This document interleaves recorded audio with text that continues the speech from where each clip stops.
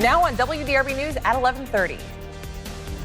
It turned out to be a hoax, but a report of a shooter at Western High School scrambles police and panics parents. A show of love and support as a fallen officer is laid to rest. How his family, the community, and law enforcement are remembering KSP Trooper Joseph Ponder.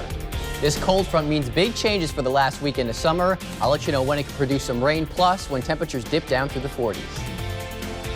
A losing season, but not all is lost. What players and the coach of University of Louisville's football team say they must do to start winning.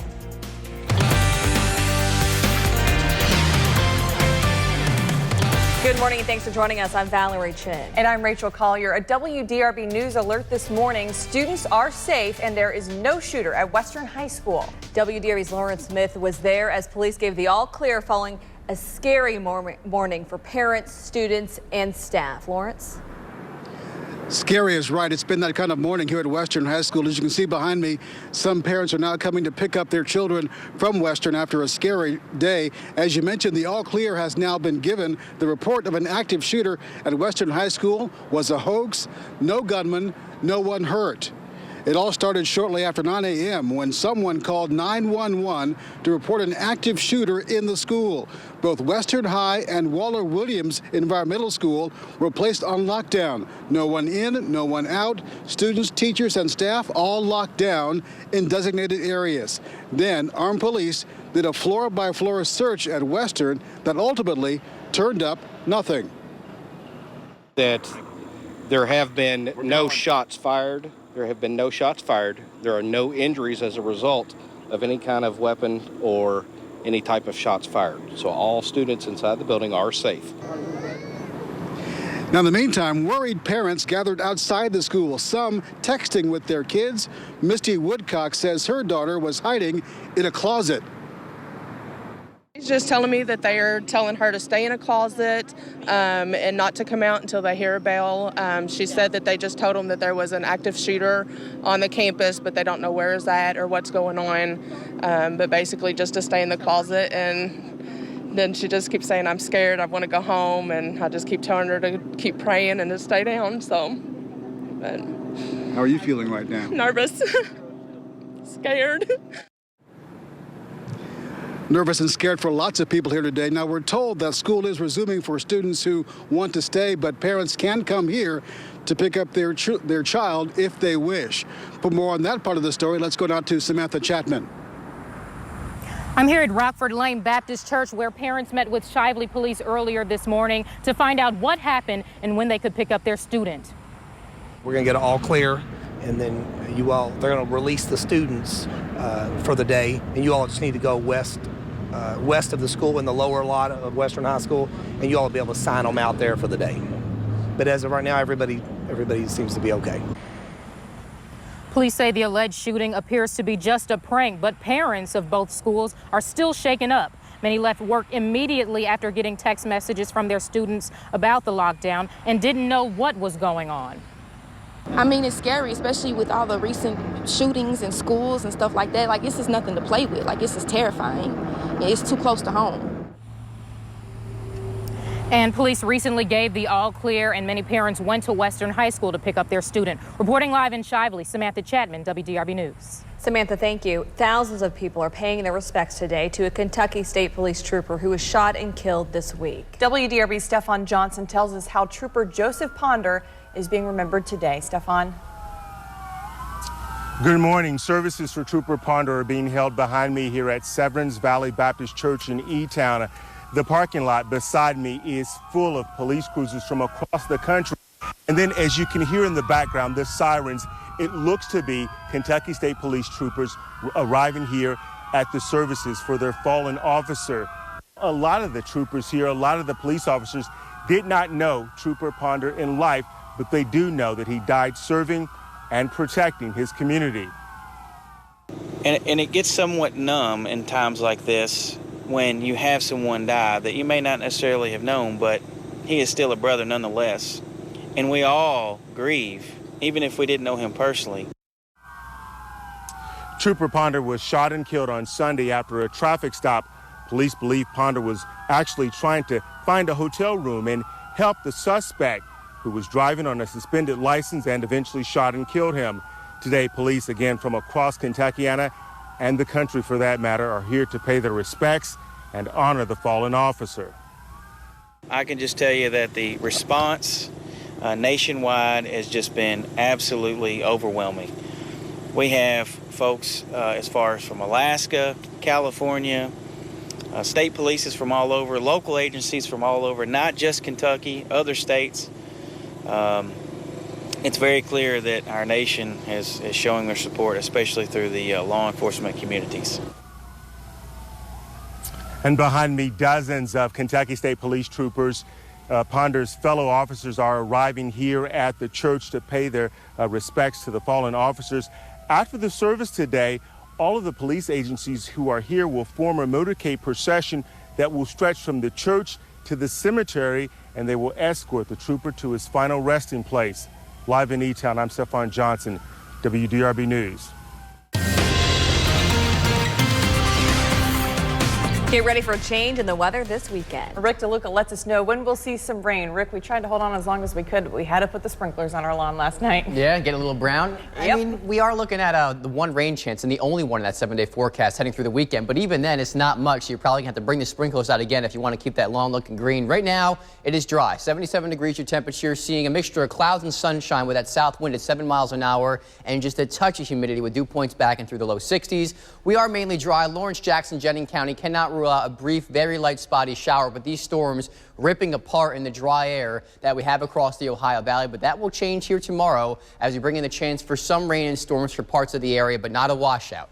Have evening plans tonight, Friday Night Football, you are just fine. Partly cloudy skies, warm temperatures, and a little bit of humidity, 87 degrees at 5 o'clock, with numbers cooling back down from the 80s and into the 70s by 7 p.m. We'll talk more about those rain chances, plus let you know when temperatures dip down through the 40s. All right, thank you very much, Rick. The Department of Veterans Affairs may have paid $3 million too much for the land where a new VA hospital is planned. That's according to a new Inspector General report. The VA paid $12.9 million in 2012 for this empty field along the Watterson Expressway near Brownsboro Road. The value was based on an appraisal that same year. An appraisal by the same company 2 years earlier valued the land at $3 million less. The VA claims it got a third appraisal to address the difference, but it was too late because the sale was already closed. Construction on the new hospital is expected to start in 2017. WDRB.com reporter Chris Ost explains what the Inspector General calls a huge waste of taxpayer money right now on our website. The community is invited to come together to clean up references to terrorism spray painted on the Louisville Islamic Center. The cleanup is at 3:30 this afternoon at the center on River Road. Vandals spray painted the mosque with hateful words about the Islamic faith Wednesday night. Mayor Greg Fisher led a group of community and interfaith leaders yesterday in denouncing the vandalism. Louisville Metro Police and the FBI are investigating the graffiti as a hate crime. For the first time in 31 years, U of L is now 0-3. Tom Lane and Eric Crawford explain what the Cards need to do now after a loss to Clemson at Papa John's Cardinal Stadium last night. Eric Crawford, a near miss for the Cardinals, but a miss nonetheless, and they fall to 0-3 on the year, 0-1 in the ACC, 3-point defeat against Clemson. This tends to be what happens when you have young teams and things just aren't going right. You scratch and claw, and they get back for a chance for a game-tying field goal and miss it, so you don't even get your overtime opportunity. Defense not good. This is the 6th straight game Louisville's let an opposing rusher go for more than 100 yards, and that went a long way toward beating them. Frustrating night for the Cardinals. They trailed much of the way, and they were down 10 when Travion Samuel took this kickoff back 100 yards. He gets knocked down right at the goal line, but the review said he was in, and the Cardinals were back within 3 points at 20-17. They got the ball back, got it in field goal range, as you mentioned. John Wallace from 40 yards away misses just left. U of L actually got the ball back one more time, almost got it in field goal range, but a sack set them back, and they fall 20-17, falling to 0-3 on the year. Here is the post-game reaction. It was a close game. They were a good football team. You know, we've played a couple real good football teams, but we've got a lot of work to do to get this thing turned around. And we just got to go back, to the drawing board. Come back next week. Got a game next week. It's not like it's the end of the season. So, you know, we got to come back with a great attitude and get to work, you know. It's not the end of the year. You'll hear the year 1984 bandied about now. The Cardinals 0-3 for the first time since that year now. Eric, where do they go from here? Well, they play a Sanford team that's a football championship subdivision team, but they're the number 2 offense in FCS. They average more than 600 yards a game, so the defense really doesn't get a week off. They're going to have to get themselves together and come back and see if they can answer some of these questions on offense, too. Have to regroup. It's a week from Saturday against Sanford here at Papa John's Cardinal Stadium. For Eric Crawford, I'm Tom Lane with the Cardinals for WDRB Sports. Well, we have some news of our own to share with you this morning. WDRB is growing again. Starting Monday, you'll be able to watch WDRB News at noon. It's a chance to bring our in-depth journalism to you at a new time. But don't worry, our 11:30 newscast isn't going anywhere. We're expanding our newscast to an hour. Join us at 11:30 and noon starting Monday on WDRB, or watch us live at WDRB.com. We are excited about it. From handcuffs to the White House, a scholarship and internship offers given to a teen arrested for bringing a homemade clock to school. Held by the Taliban for 5 years, the punishment a U.S. soldier now faces for deserting his unit. A U.S. soldier held by the Taliban for 5 years faces a possible court-martial. Army Sergeant Bo Bergdahl's hearing before a military court continues today. He vanished in June 2009 after he deserted his unit. His lawyers are expected to argue that Bergdahl has been punished enough. Bergdahl's attorneys are also pushing for more transparency in the case. We've been in a thus far fruitless effort to persuade the Army to allow us to release Sergeant Bergdahl's extensive interview transcript. Many people have made up their minds. I think it would be healthy for everyone to have more information rather than less information. The 29-year-old was released in exchange for 5 Taliban commanders being held at Guantanamo Bay.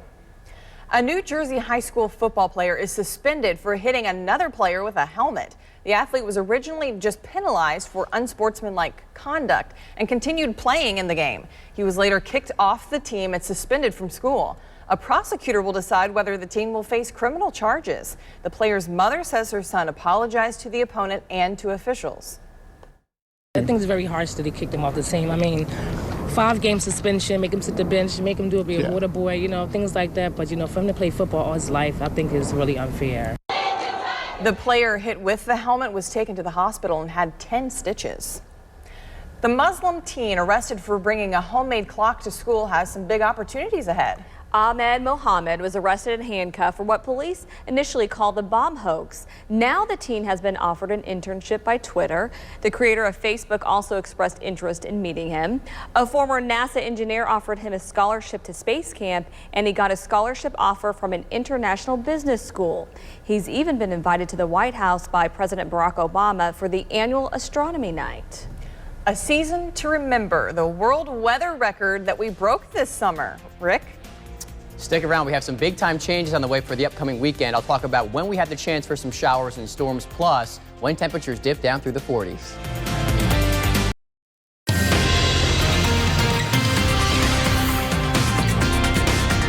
Not as much sun as we had yesterday, but still looking nice outside with that mixture of clouds and sunshine. These clouds we're getting blowing off some decaying thunderstorms, which are passing by just off to our north. So a little sunnier down in Kentucky, a few more clouds up in southern Indiana, but overall we're dry. Cannot rule out a spotty shower in Lawrence, Jackson, and Jennings County. But aside from that, today is quiet. It's tomorrow as this cold front arrives around midday that we have the chance for just a few showers, maybe a rumble of thunder, and that would be about it. Don't count on a lot of rain, little if any, showing up in Kentucky. And I know we could use some, but the chance of that happening looking pretty slim. So we're talking about a couple of gusty showers possible with that front tomorrow, and then we talk about the cool air filling in behind it. 40s are likely. First thing Monday morning is going to feel a lot like fall, and it should, because it does become official on Wednesday at 4:21 in the morning. Looking outside right now, we are seeing a decent amount of sunshine. Temperatures which are warm, around 77 degrees, but not a ton of humidity. It's not out of control, but dew points have risen back above 60, so you could argue it's a little bit stuffy out there. 78 right now in E-Town, 78 the same number from Munfordville through around Litchfield into Campbellsville, 78 in Lanesville, Austin 75. So notice with the extra cloud cover to the north, it is slightly cooler up in southern Indiana. Here's how the rest of today plays out. Partly cloudy skies, warm temperatures, a little bit of humidity with highs right around 88 degrees. So for the Friday night football games, the weather looks just fine. It's going to cooperate. Starting out tomorrow with a little bit of sun. As we get through around midday, those clouds lower and thicken. And notice this cold front not packing much of a punch. Just one or two of those showers working their way through the area, and it pulls away. Behind that, by Saturday evening, temperatures rapidly cooling off a good 15 degrees. And then first thing Sunday morning, waking up to cloud cover, cool temperatures with numbers in the 50s. No rain for the second half of the weekend, but it might be tough to get rid of some of these clouds. I do think we turn partly cloudy by the afternoon, much cooler, with highs only topping out in the middle 70s. So your forecast tonight, we can't rule out a brief shower first thing tomorrow morning and late tonight, but other than that, it looks mainly dry, warm. Temperatures down to around 70 with that south wind between 4 and 8 miles an hour. The weekend, not the brightest one, but definitely not the rainy one either. Some sunshine will give way to more clouds Saturday afternoon. Breezy and warm, 83 degrees. Sunday cooler as clouds break for some sunshine, 75 degrees. We hang on to the 70s, but gradually warm things up as fall officially begins on Wednesday with highs warming into the low to middle 80s. And we do need that rain. Thank you, Rick. The summer of 2015 was the hottest on record. That's according to a new report from the National Oceanic Atmospheric Administration. The report says that land and sea temperatures from June through August were the highest they've been since record keeping began in 1880. Last year's average highs also set a record, but the 2015 average beat that number. Officials predicted that this year would be the hottest even earlier in 2015. An Indonesian province declares a state of emergency because of thick smog. The thick haze is covering parts of Indonesia, Singapore, and Malaysia. It's caused by the annual burning of land for the production of pulp, paper, and palm oil. The smog costs each country billions of dollars a year and leaves millions of people at risk of respiratory and other diseases. Indonesian officials say 7 executives from companies alleged to be behind the fires have been arrested. Science or just plain dumb? The research that won an award for this year's most humorous science achievement. Called out for remaining quiet in the race for Kentucky governor. Today at 4, candidate Matt Bevin releases his first TV ad, the message he has for you. Plus, don't walk home alone ever again. The app that makes sure you're safe no matter where you are during the day or at night. Science honors this year's most humorous achievement. The annual Ig Nobel Prize goes to a Cornell University grad who allowed honeybees to sting him in 25 places. No thanks. He wanted to know the most painful place to be stung. His conclusion, the nostril hurts the most. The awards handed out at Harvard University last night also honored research about the average length of urination and the word huh. Winners receive a cash prize of $10 trillion in currency from Zimbabwe. Yeah, that's the equivalent of a couple of U.S. dollars. $2 to be stung 25 times. Yeah, no thanks. It's not worth the pain. Absolutely not. That guy's really getting some deep topics there, isn't he? Oh, man. Hey, the weekend has a couple of rain chances here just on Saturday, a few showers and thunderstorms.